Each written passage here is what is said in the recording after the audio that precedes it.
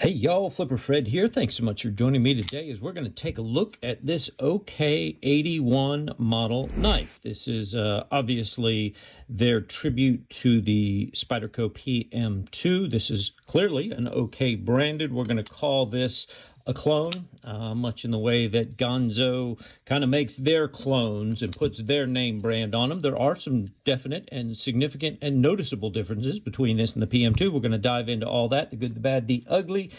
Take a look at what we think about this knife. So before we get started, as always, if you would please down below here, hit that subscribe and notification bell. Help your boy Fred out. If you got to bail early, no problem. Throw me a thumbs up on the way or a thumbs down. If you can drop a comment, let me know what you didn't like. I always like to start with the box that it came in. You can see this is a relatively nice cardboard OK branded box. They do include an interesting little pouch here. Not bad. It's actually a vinyl material as opposed to most of these which are made out of microfiber. This is definitely a thicker, more heavy-duty vinyl type pouch. Unfortunately, like all the rest of them, it stays in the box and it goes away and never gets seen again. Here's another interesting departure from the norm. They actually vacuum seal these into bags. I don't know if that's to kind of keep them from drying out or to keep the elements out of them, maybe to keep moisture out during transit so that doesn't get too much moisture in there and rust anything on the inside. Anyhow, that's also very different. Otherwise, just a little bit of foam in the bottom. So I'm always curious and fascinated to see what kind of packaging people put there. Thought that was nice. Got a decent little OK branded package. All right, let's talk about the nice knife itself. Let's start with some size comparisons. This is a PM2 size knife, obviously. We're going to take a look at that in a minute. But if you're a Benchmade person, you might recognize the Crooked River and the Benchmade Bug Out. Obviously, the OK falls right in the middle, in between both of those, about an inch shorter here and about, I don't know, 3/4 of an inch or so longer than your typical Bug Out. If you are a Spyderco person, probably never saw this coming. How about that? How does it compare to a PM2? We're going to take a lot more look at that throughout this video. Obviously, although the video does not appear to be that way, I'll put it on this side and you'll see then it actually reverses again. This one looks longer, but if I put it on the back end, you can see now the front one looks longer. That is a parallax issue with the video, not with the knives. They are the same size. Pair of three, obviously you're comparing a pair of two to a pair of three. I mean, yeehaw for that. What did you expect? We're going to keep that off to the side for the moment. Let's talk about maybe some more modern knives that probably a lot of you will have in your collection. There is the Civivi Vision FG and the CJRB Pyrite. Obviously longer than both of these knives. So there you go. Yeehaw for that. All right. Let's take a look at some of the specs on this thing. I'm going to bring them up down the left-hand side of the screen. You will see that in the full open configuration, this knife is 8¼ inches long, which does match what the typical PM2 is. Blade length 3.44 inches.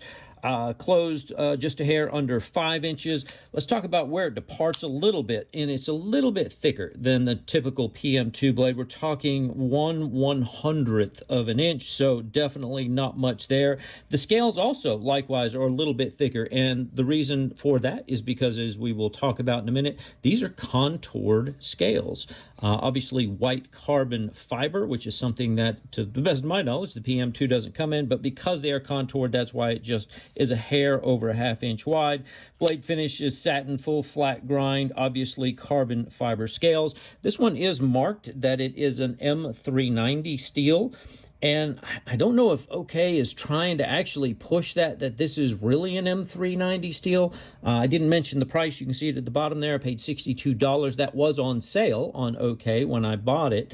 I doubt this is probably a real M390, but there you go. That's what it says. The weight is just a hair over the weight of the typical PM2.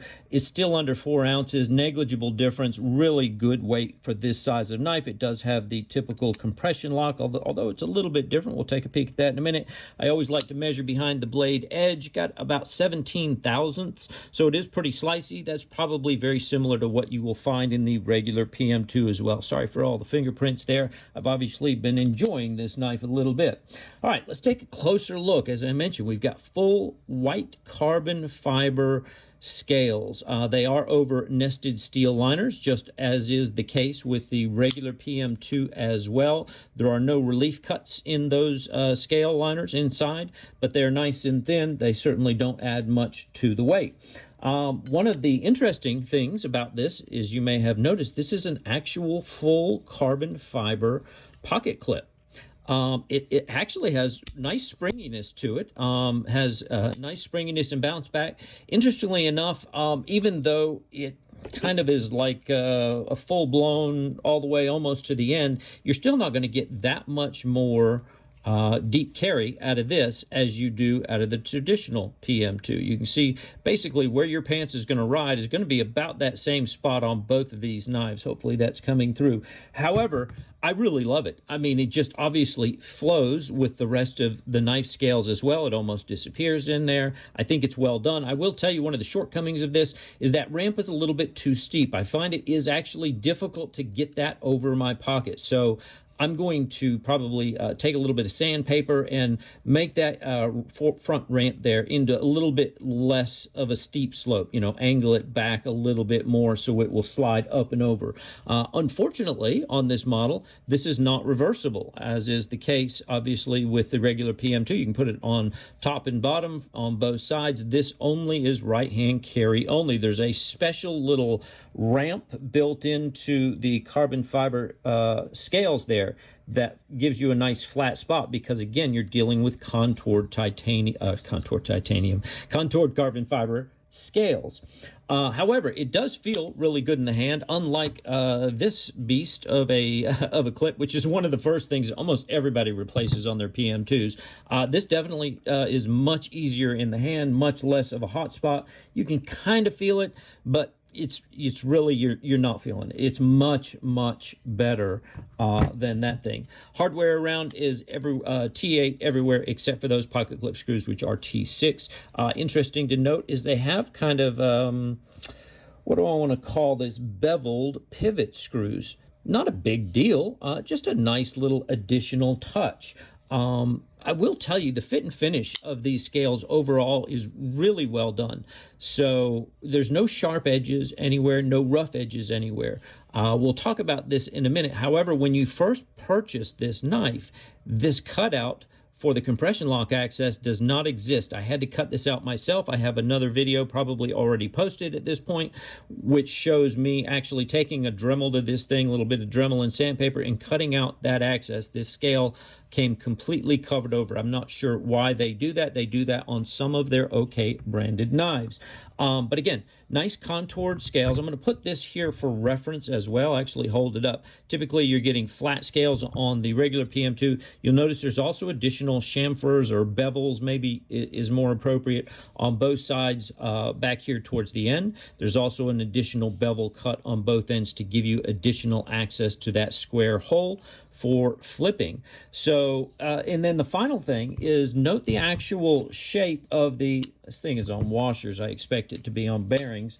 The other one, the PM2. Note the shape of the handles. You can see there is definitely a difference in the shape, whereas this has this ramp here and tends to lock your hands in there. However, people with larger hands might find that they end up with a pinky back here if they're gripping the knife back here. Of course, it's meant to be gripped up here, in which case no size hand would make a difference. I do have a size large glove for those of you who are wondering about that. But clearly, this is a more neutral shaped handle. There doesn't have that extra swoop at the back. So even those people with very large hands will find that's going to be quite comfortable all the way up to XL, even a double XL. And then, of course, choked up, it has that same forward choil. But obviously, some significant differences. White carbon fiber doesn't exist, has fully contoured scales, doesn't happen, has these bevel cuts around both edges there, doesn't exist here. And then definitely a more neutral shaped, no humps towards the back of the knife. So again, noticeable differences from the original PM2. All right, so what have I missed here? One of the fit and finish issues, because these are contoured scales, this may be hard. Let me make sure there's nothing here. I got to get a focus on this. You may be able to see that where the bevel gets thinner towards the top, you can see just a little bit of the top of that lanyard barrel sticks out just a bit. I don't know if that'll bother anyone. I'm just trying to bring you all the good, the bads, the uglies. It certainly is not a factor for me. Doesn't bother me at all. There's another angle you can see it. I don't think most people are going to notice that unless you're just OCD, and that's one of the things that you just can't live with. That's why I wanted to point it out to you. The compression lock, as I mentioned, had to be cut out itself, but here's another departure from the way Spyderco typically does their compression lock little tabs there. You can see this one is scooped out. So when you hit that compression lock, you're not ever holding it this way. It'd be a little too wide for my fingertip this way, but you're holding it this way. And at that side there, it's like your fingertip fits perfectly into that little scooped out shape inside that compression lock. It's almost a touch point, a memory point, if you will. You know when your finger lands on that little scoop that you have hit the right spot. As you can see, it is running on bearings, and it is definitely nice and free floating. So yeehaw for that. But another difference in from the original PM2 there in that feature. All right. So this is a true compression lock. I don't know that I need to do that. It's kind of silly. This is a genuine, real deal compression lock. It's not going to break free from blade whacking. So no issues on that. As I mentioned, this is on bearings. As you can see, it definitely are nice smooth bearings. However, albeit ceramic bearings, these are the cheaper kind of Chinese bearings with the open face on one side. And it does rattle a little bit on those bearings.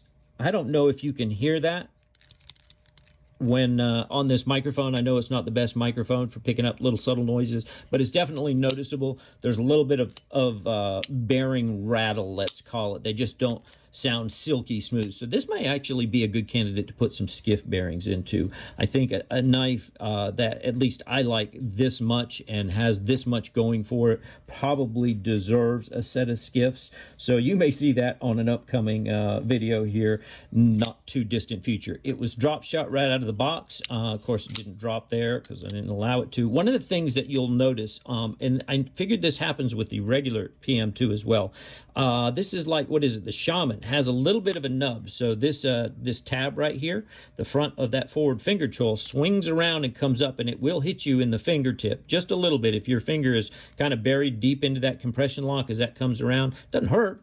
There's nothing sharp there. It's a rounded off point. But it can be a little weird feeling, and if you keep your finger in there, it can cause sometimes that blade to bounce back out.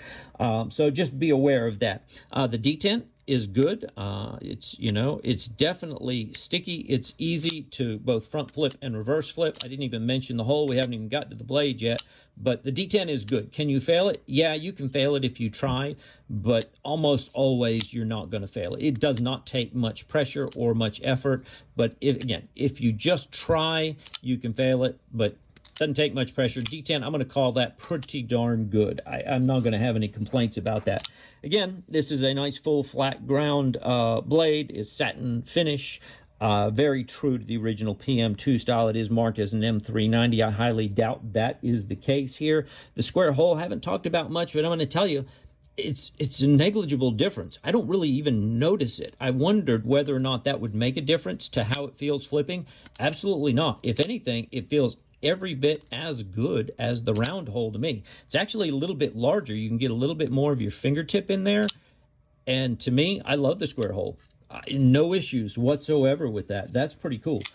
Each one of these is individually numbered. Let's see, where's mine? Mine is on the back here. So I have number 118. Hopefully you can see that there. The branding is done quite similar to what the branding, you know, that you would find on your typical PM2. You've got your company logo here, your steel style down here, although they put the M390 here, which is a bit of a difference. They have their own maker's mark that they've added to the backside. And instead of the golden Colorado USA Earth, they've got the number of this blade being number 118, like I mentioned. So the branding is pretty similar. Could you live without it? Sure, of course. I don't mind it. I don't mind giving OK a little bit of love. They actually have built a very nice knife here, you know. I actually like it quite a bit. There's no blade play at lockup. It is locked up solid, no lash, no pivot lash, no detent lash. All of that is as you would expect. The blade centering is great on this thing. Sharpening choil. So This is another bit of a departure. Typically on the PM2, you don't really get a sharpening choil. You've got a pretty sharp plunge line here that goes down, but they've actually tried to cut in a little bit of a sharpening choil. They've got a pretty steep plunge line on the grind there. You're going to get 1 or 2 sharpenings out of this thing before you're going to start cutting back into that. You could always take a little needle file and cut that back a little bit more, cut your own in there if you need to. They made an effort. I'll give them that. You know, they could have made more of an effort, but by the same token, what that's going to mean is when you get into cutting things, that's a potential snag point. If you get a piece of cardboard stuck in there, that could potentially snag up on your cut as well. But hey, it is what it is. They made an effort to go for it. All right, let's talk about, did it come sharp? Yep, came sharp out of the box. Trying to go as slow as I can here, just so you can see all the way from start to finish. Yeehaw for that. You can cut paper, cut some cardboard. Yep, of course it'll do that as well. Just right through there, no worries at all. This is pretty thin cardboard, in all fairness. I'm not really giving it much of a test, but as you can see, plenty sharp out of the box. We'll see. I don't think that's real M390. I haven't had a chance to, you know, this is still new for me. I haven't really even put it much through its paces or had much pocket time with it. So this is more of a first impressions than an actual I have used this knife extensively kind of review. But sharp out of the box, gotta love that. Ergonomics, as I mentioned earlier, are good, very neutral, even more neutral handle than the other. You can choke back here, and you've got that nice thumb ramp to give you forward pressure. Most people are going to choke up, as this knife was intended to be. Again, there, locked in as well, even like a full-blown hard pressure. No real hot spots on the hand. I love the contoured handles as well. The carbon fiber feels good. Obviously, it's not too slick. It doesn't have any texture to it. That's worth pointing out. So it is smooth carbon fiber, but still, you know, it's that typical carbon fiber. It's not slippery. I guess potentially if you had wet, goopy hands, it could potentially be. It's got the same jimping on the top and the back and the bottom as you will find on the Paramilitary 2. So that was obviously done great. I do love the forward choke up choil as always. You guys know that's one of the things I like. Let's talk about some negatives of this knife. So the biggest negative is that when it comes, it doesn't come with the compression lock cut out. So if you're not like handy with a Dremel tool and a little bit of sandpaper, you might not like this at all, because when that's not cut out, you have to squeeze your fingertip in between these scales to try to get that lock, and that's tight, y'all. It didn't work at all. So unless you're willing to take a Dremel to it, and again, I've got a video. It's literally, here's the interesting thing. When you get in the inside, you'll see they molded it on the inside for this exact shape of a cutout. This isn't random. It's not uneven on purpose. I literally followed the inside contour lines. Again, go watch that video. You will see exactly what I'm talking about. But unless you're able to cut that out, this knife is probably not going to be very fun for you. So that certainly is a negative. The pocket clip is not reversible. I understand why. You've got contoured scales. They would have had to build a ramp on the back end of this in order to accommodate it. So I kind of understand why not. The bearings aren't the highest quality, but you know, what do you expect from a Chinese knife? Certainly, I think some skiffs in this thing will make this beautiful. Sharpening choil could have been a little bit better. The steel is an unknown variable on this. I haven't even had an opportunity to sharpen it or do anything, not even stropping it. So although stropping it's not really going to give you much feedback in terms of what kind of steel it is. So I can't tell you what kind of steel it is. I highly doubt it's an M390. But what is it? I don't know. No way to know yet. I just haven't had enough time to really use it and see how quickly does it dull on different types of materials. All right, let's bring it on home with the overall impressions. Man, y'all, I like this knife. I think it looks great. I love the white or silver twill carbon fiber. I think the carbon fiber pocket clip is super cool. Once I change that ramp a little bit, it definitely fits comfortably in and out of the pocket. It's not going to tear up your pocket. It's got a more neutral grip, the contoured scales. It retains all of the best features of the designs of the Paramilitary 2 and enhances on some of them a little bit even more. Definitely a nice smooth action running on those bearings. Came sharp out of the box.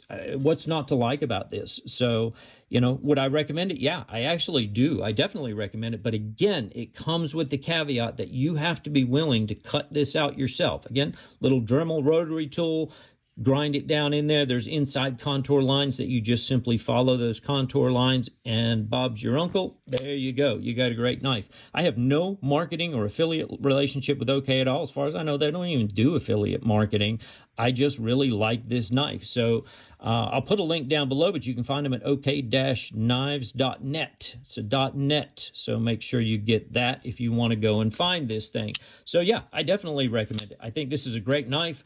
You know, I was a little disappointed with the Temu version of the PM2 that I got. It lacked in a whole lot of features, and this thing absolutely is really what I had hoped it would be. This thing will definitely be, you know, in my top 10 list for the year for sure. So there you go. Hopefully that helps you if you are thinking about buying this one yourself. As always, if you would go down, please below, hit that subscribe and notification bell. Give your boy a thumbs up. Got a, depends on when you're watching this video, but I've got a giveaway coming up with several knives that I've been late getting out for this 1,000+ subscriber thing. And you got to be a subscriber to get to win. So hit the subscribe button, you know, just so you can win. I'll have a video coming out on that very soon. May even be before or after this video. I'm not sure. We'll see you guys soon on the next video. Thanks so much for sticking with me. I appreciate y'all. Talk to you soon. Take care.